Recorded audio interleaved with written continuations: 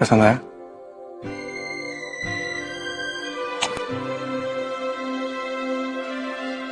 वैसे अर्नब जी आजा पड़े वो लगे।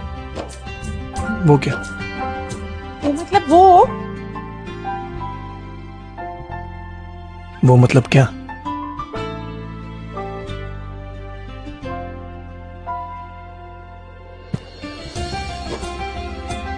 वो मतलब क्या?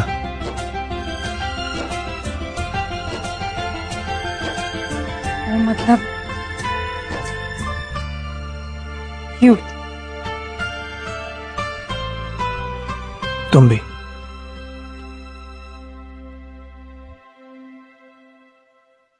आपको याद है हमारी जन्मदिन वाली रात आपने एक गुलाब का फूल रखा था? तो तुम्हें पता था? हाँ? हमें ज्यादातर सब पता हो, आपकी तरह नहीं, जैसे आपको ये नहीं पता हो।